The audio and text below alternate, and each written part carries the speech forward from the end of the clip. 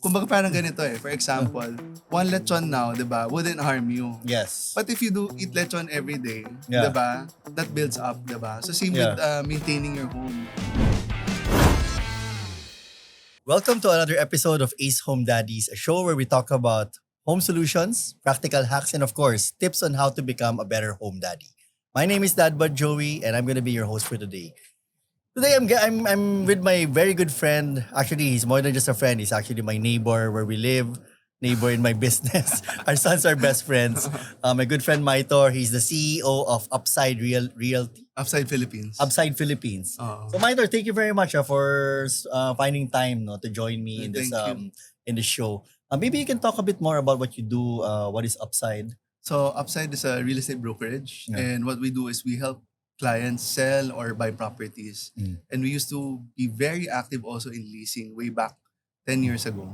And you guys have a social media channel now. I see your shows on Yes. YouTube. Actually, maganda yung mga shows nila. They feature a lot of these beautiful houses all over Luzon, no? I guess Luzon. You can Yeah. say Luzon.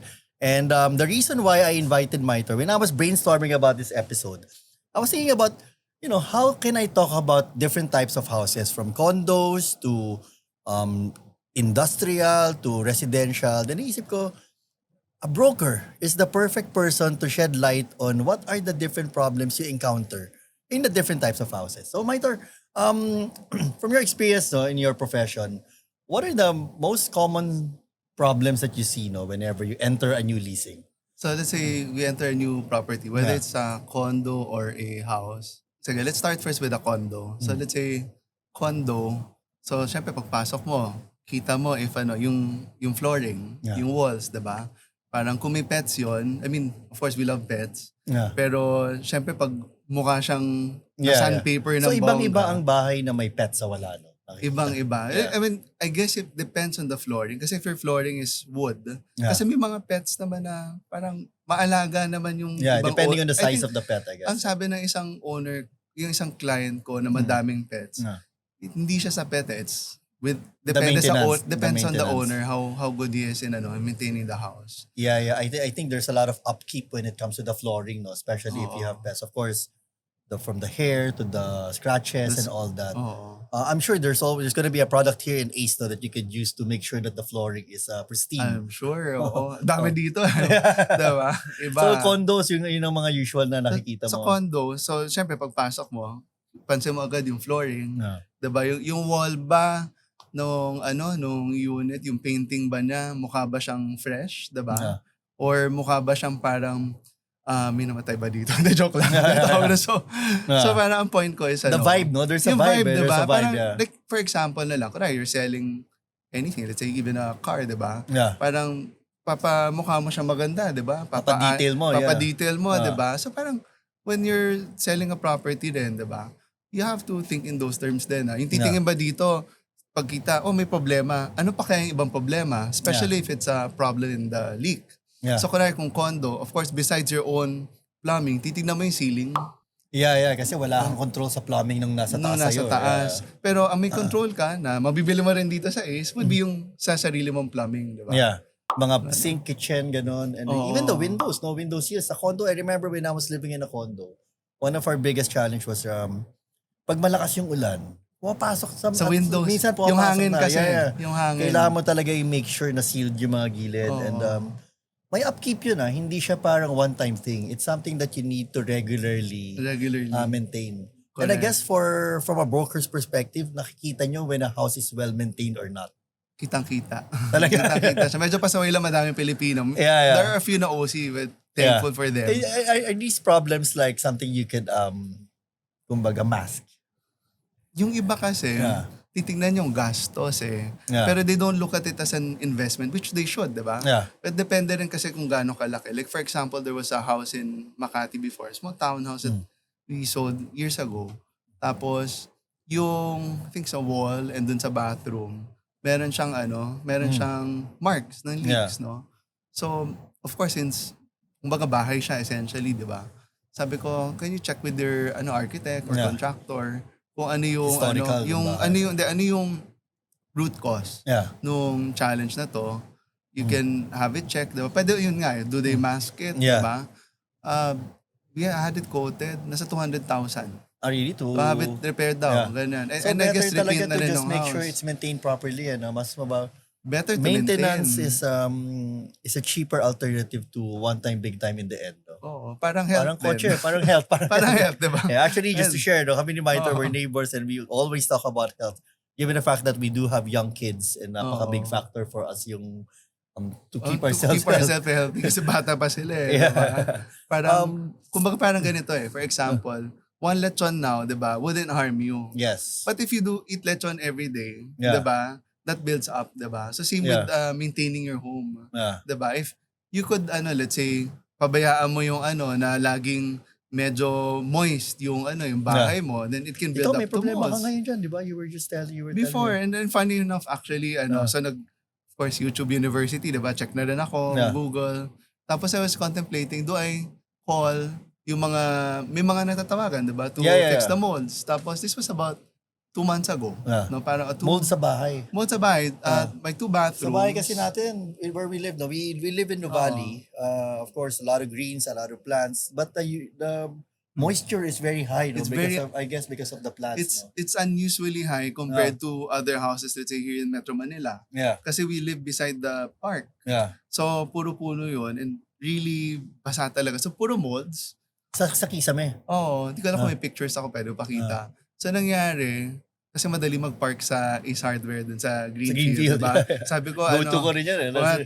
takbo ako, literal, drive ako doon. Ah. Sabi ko, kasi naiinis na ako parang, yung parang nafe-feel mo siya yung mold. Saka Parang, yung mold sa key ceiling, no? When I had my farm in Alfonso, that's what I also realized. They grow so fast, ah. Like one day wala din, pagtingin mo ulit, mga 2 days, 3 days, biglang green na yung bubong, di ba? Oo. Yung kisame. So, nangyari, wala ako talagang tools for that. Sabi ko, punta na lang ako sa Ace. Bumili ako ng stairs. Kasi Yung steps para maabot diba? mo. Tapos, bumili ako ng steps. Tapos yung cleaning solution, meron sila dito sa Ace. Yeah. Tapos, yung map, siyempre kadiri yun, diba? Yeah, So, yeah. bumili ako ng map, pati yung yung pang-reach. Yeah. Tapos, siyempre, face mask na rin. Actually, yung steps na yan, the other day lang, we had a guest here. We were talking about it. Yun yung parang first thing daw na nakita niya na pagpasok niya dito sa Ace na. Kasi syempre, sanay tayo sa upuan na lang yung gamitin. But if you think about it, it's worth investing in that, parang 3-step siya na gano'n, di ba? Kasi parang Stable. safety yan eh, safety. And as you get older, especially like us, we can't afford to Yung age break, talaga. we can't afford to break anything anymore. So it's a very good investment. So if you guys are looking for something to invest in for your house, I think those 3 steps ladder to reach those mga high places is a good investment. And you can find it here in Ace. May plug pa ako. Mas mura yun kaysa sa ospital. Yeah, mas mura Diba? yan sa hospital. Mas mura yun. So bro, aside from condo, no, syempre you see a spectrum of different types of houses. Ano pa yung mga problems na nakikita mo sa, for example, a single detached, no, a house naman. Ano yung mga usual na problema? So unlike a condo, kasi sa condo, syempre yung external niya would be the homeowners na bahala. Yeah, may may Pag management yan eh. Pag bahay, syempre may facade ka, Ah, 'di ba? Or may mga gutters. yeah, Diba? gutters Titignan talaga mo yung sakit sa ulo. gutters ba, minamaintain ba?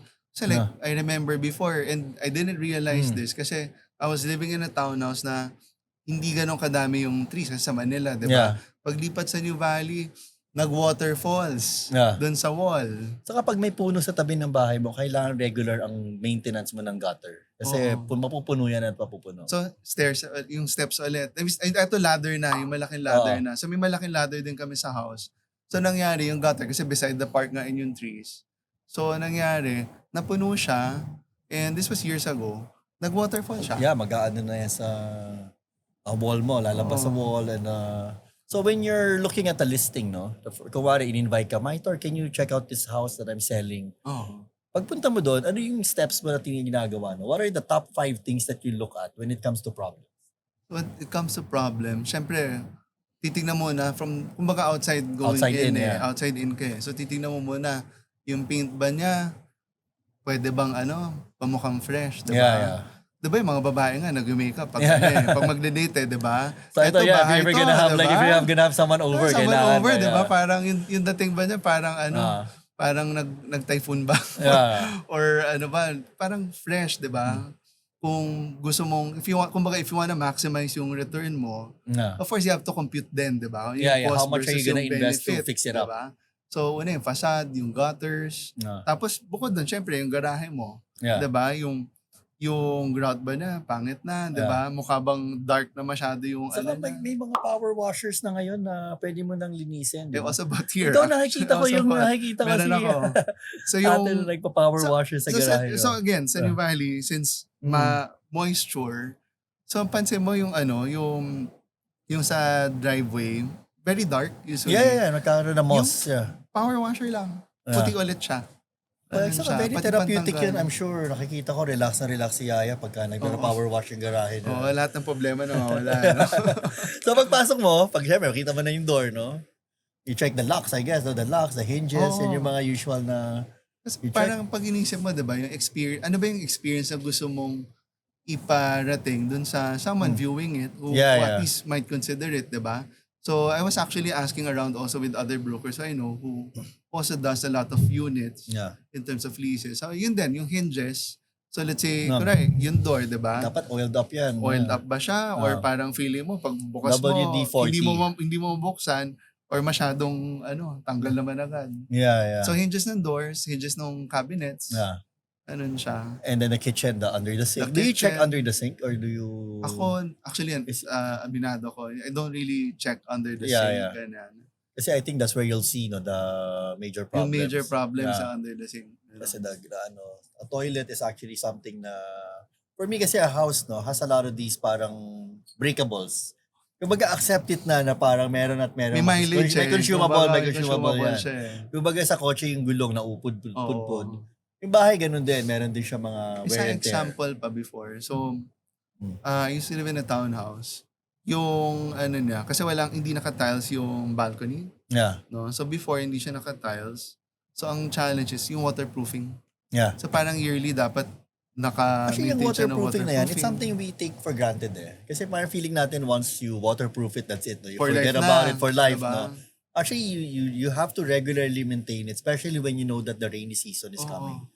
Tigas lang yung ulo ng Pinoy, di ba? Para alam na Tigas nga natin ang talaga. uulan.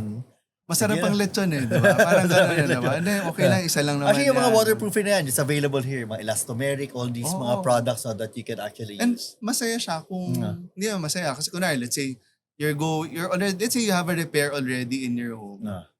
Kunwari ako, yung last repair ko sa office, no? Kinento ko sa'yo earlier. So, imbis na bumili ako ng pang-repair lang nun, bumili na ako ng extra. Parang meron na, Para parang- next time, Yeah. hindi na ako magta-travel ulit, bili ka na ng extra to save you time. Saka baka next time hindi na available yung particular model na yan. Ako, there are some products na I make sure that I have an extra. Like for example, sa CR, meron ako parating extra angle valve. Angle valve. Yung sa CR, yung ganon. Or yung hose. Yung tape. Yung Bumili tape ka na and ano. rin, Kasi tape. parang for me, nasisira yan eventually. Oo. That's why, kumbaga, houses nga need sa PMS. No? Meron siya Oo. parang, kumbaga, monthly or annual na. Maganda ano. pala kung may checklist na gawin. Dapat. Actually, we should Oo, actually. we should That's a share good something idea. like No? that, We should no? do like a checklist for the house. Checklist, no? Na things to check every year, no? Parang part of our New Year's resolution. Bro, Oo. magandang idea. Maganda That's idea something yan, no? I will start practicing when my house gets finished. Para at least I have Tapos a... sa Ace din, no? Ace branded. Yeah. It's something that Checklist, no? maybe Ace can Oo, introduce. So no? like a calendar where there's a Oo. checklist of mga... Or magtatag-ulan na. Parang no? sa May car, na- di ba? Pag pinasok mo yung car mo sa casa, may listahan May ng mga listahan bagay ka na... So, you have condos, you have residentials. What about mga commercial? Like, I'm sure you rent out mga... You've leased So, mga... So, in terms of leasing commercial, very basic in a sense. Yeah, yung kasi ano, ayusin naman yan, di ba? May... Kasi like yung the ones that I lease, no? Like kunwari office, normally they lease it bare. So Yeah. bahala na yung team nila doon. Yeah. Sa like kunwari retail naman, we lease to one big Yeah. fast food chain na Yeah. global before. Tapos land lang siya. But like tayo, 'di ba? Nag-lease tayo. Yeah. Very siya, The kumbaga turnover is really blank. turnover is really blank. And kailangan talaga pa-check siya, ganun. Yeah. Pero like, for example, I'm sure when you guys have a new house, si Cabby, nakikita ko mausi sa cleaning. Marami kayo mga cleaning. Do you have like a specific type of when you know that a guest is coming, meron ba kayong steps ng cleaning, gano'n? At sige, siguro before that, ano yung kunwari when we got our office. So, same din sa house. Kasi Yeah. yung office na kasi bago eh. So parang lahat ng cleaning, like this mop. Meron kami yan sa office na The ganyan tornado mop, Tas yung- that's the best yung- invention yung ever. yung flat din. Dalawa yung ganyan namin. Yeah. Nandun na siya. Tapos, kumbaga lahat ng kailangan na pang clean, andyan na. Yung Baygon, andyan na rin. Yeah. So parang, Actually, huli ko na to. Maganda pag-usapan to eh. Okay. sobrang okay niyan. Itong tornado mop na to, like for me, it's a God's gift, no? No, because you mop it, you clean it, it squeezes the water out, and napaka-useful niya. Tas And they tidy. have it here in Ace, no? This is a product that you can actually buy here. Yan din yung ginamit ko, yung para sa moods. Meron Kasi din yung flat. kailangan Yung flat eh. naman pang alikabok. Parang ano siya eh. Parang dual purpose siya. Kami rin meron yung kami flat ganyan. yung nagamit ko nun. Yung parang, ang galing eh, parang meron palang gano'n na, yung tinutuyo pa rin siya. Tinutanggal siya. Tinutuyo Yeah. pa rin siya. They really thought about everything. Oo. Speaking of that, no, itong box na to, there are products inside that we can actually talk about. So speaking of leaks, yun yung mga biggest problems. These are actually sealants, no, that you can use for your house. And I think every household or every home daddy should be able to at least understand how to use it because it's very easy. You just buy the product depending on your problem. Like ito kung wari mga gutter. This is clear. Oh. Kung ayaw mo ng may Galing. kulay, ito yung black para sa mga windows. Then we also have the silicone for sanitary. Ito sa mga CR, mga ganon, mga sinks. Okay yan ah. Then you just buy the gun, no? And then you install it. Tapos may nozzle yan depending on kung gaano kakapal yung kailangan mo. Okay yan. So you just use it and you squeeze it on the areas para to prevent water from coming in. This is for me, it's an easy thing na hindi mo na kailangan magbayad ng anyone to do it. No? You can just actually do it do it ng ikaw lang. Ikaw, like you were telling me about that mold issue no in your house. Oo. Did you think about paying someone to fix I it? was thinking about paying someone. Yeah. Yung with regards to the mold issue we had in our house, no, about 2 months ago, I was thinking of paying someone. So parang kinocompute ko siya. Ah, So yung cost of paying someone, kasi syempre they're a team, di ba? Yeah. May cost sila ng... easy 500 yan. Easy ano. I was More, thinking more, about more, thousands, diba? Kasi Yeah. syempre, the bigger the perception of the problem, the easier for other people Yeah, to yeah. charge, diba? So I was computing parang if I buy the stairs, the solution Yeah. for removing it, mas mura pa eh. Tapos Yeah. hindi naman siya nauubos agad. If you Just for identify problems that you feel like will be recurring, that. Yun. you might as well invest on materials or at least materials and equipment to Ito, do it curious ako yourself. dyan.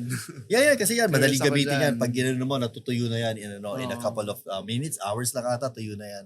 Where we live, no, kasi tayo yung bahay natin sa tabi ng park, maraming puno. Dami talaga. We're really exposed to nature. I guess everyone in the Philippines kasi bagyo, tag-ulan. Nung last man na bagyo, may nasira sa inyo.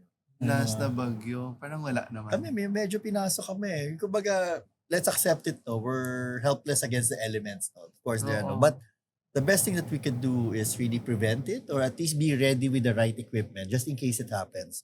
Para kami, nag-overflow yung park, pumasok yung konti ng water. Oo. At least we had the tornado map, no? We were able to clean it kaagad. We avoid, Yeah, kasi Other our house is problem. lower than the park. Eh. yeah, our house is lower than the park, so Oo. pumasok siya. When you think about listings, when you go to mga houses, what about pests? Is that something that you That's guys important. have to deal with? It's good that you brought it up. Importante yung pest management. Yeah. Kasi like, kunwari, let's say, sa kahoy, diba? Ah. So again, like pest management, like kunwari, like a leak, diba?